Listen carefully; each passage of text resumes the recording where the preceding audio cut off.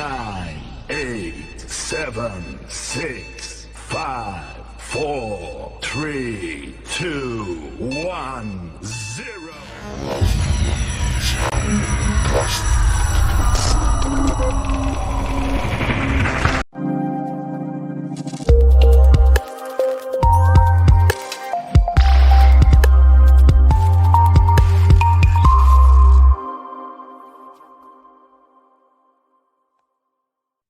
Assalamualaikum warahmatullahi wabarakatuh.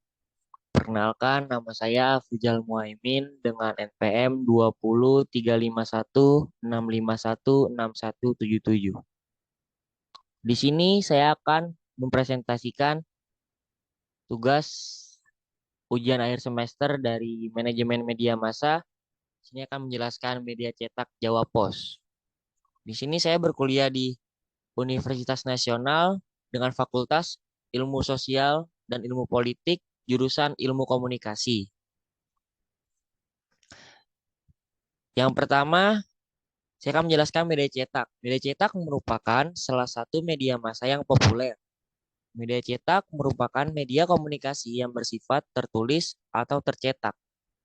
Ada berbagai macam media yang tergolong ke dalam media cetak. Salah satunya adalah surat kabar.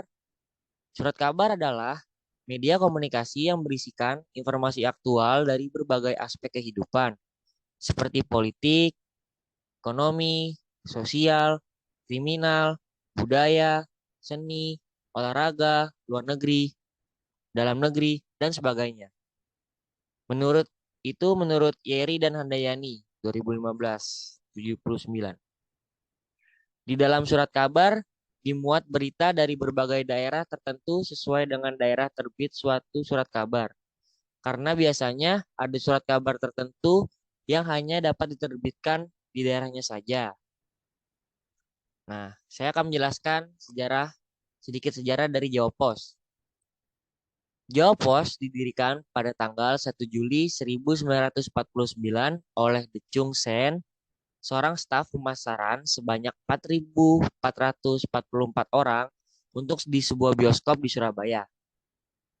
Penurunan dimulai pada akhir 1970-an dan pada tahun 1982 harian hanya mencetak 6.000 eksemplar per hari.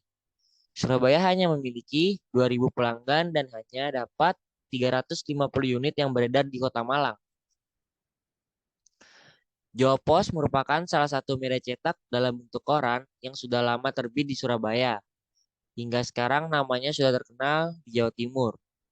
Pendapatan yang diperoleh dari koran Jawa Pos bersumber pada hasil penjualan koran dan dari banyaknya iklan yang dimuat. Sebagai perusahaan media cetak yang sedang berkembang pesat, tidak mungkin tanpa memanfaatkan teknologi informatika dan komunikasi, baik hardware maupun software. Sejak awal sudah menjadi komitmen, teknologi dimanfaatkan untuk mendukung efisien dan daya bersaing. Dalam salah satu proses bisnis Jawa Pos, terdapat iklan lowongan perusahaan.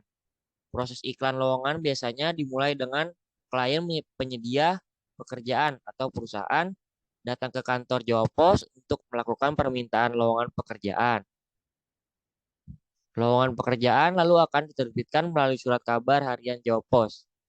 Begitulah proses iklan lowongan sampai ke pembaca atau pelamar yang ingin bekerja di Jawa Pos tersebut. Jawa Pos sendiri mempunyai slogan. Dengan slogan yang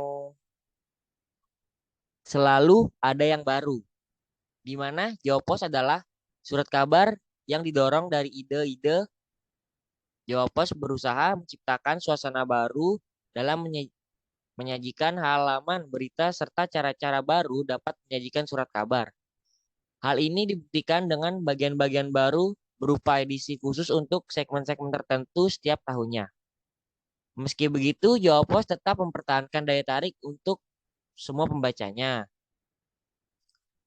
Jawa Pos juga menjalankan moto yang berbunyi, berdasarkan Pancasila, mencerdaskan bangsa. Media ini berharap bisa menjadi media sarana informasi yang dibutuhkan oleh masyarakat Indonesia. Untuk mewujudkan harapannya, Jawa Pos lalu berusaha untuk memenuhi kebutuhan masyarakat Indonesia itu berdasarkan sila-sila yang terkandung dalam Pancasila. Kebutuhan masyarakat akan informasi adalah sesuatu yang penting bagi Jawa Pos, karena Jawa Pos beranggapan masyarakat Indonesia dapat mendapatkan haknya untuk menerima informasi dan terhindar dari bias informasi. Rubik Jawa Pos. Rubik Jawa Pos merupakan kepala karangan yang biasanya terletak di setiap halaman surat kabar atau majalah. Rubik ini berfungsi untuk membedakan artikel berdasarkan jenisnya, seperti opini, cerita pendek, atau resep masakan. Sama halnya dengan Jawa Pos, koran mempunyai rubik-rubik yang selalu diperbaharui dan menghindarkan kesan bosan bagi para pembacanya.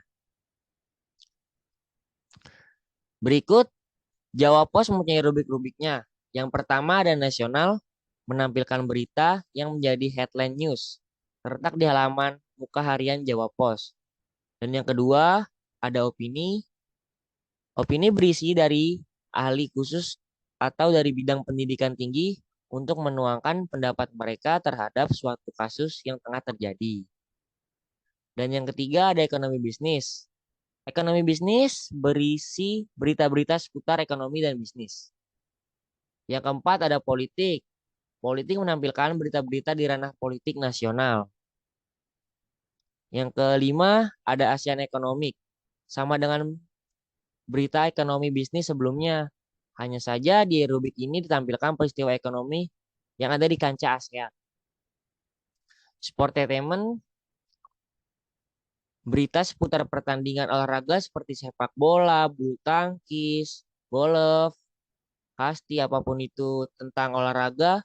Di situ Jawa Pos juga dirangkum dalam satu rubrik yang bernama Sportainment. Di sini Jawa Pos juga mempunyai visi dan misi.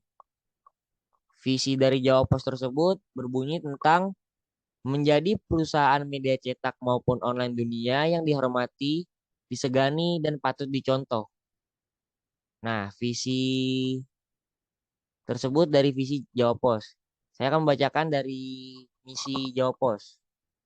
Yang pertama, meningkatkan kesejahteraan bangsa melalui pemuasan pelanggan dan mencerdaskan bangsa dengan adanya informasi yang aktual.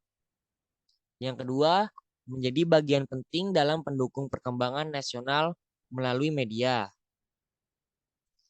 Sekian presentasi dari saya Afjal Muaimin. Kurang lebihnya mohon maaf. Wassalamualaikum warahmatullahi wabarakatuh. Selamat menonton guys. Bye. Jangan lupa subscribe, like, dan komen. Oke.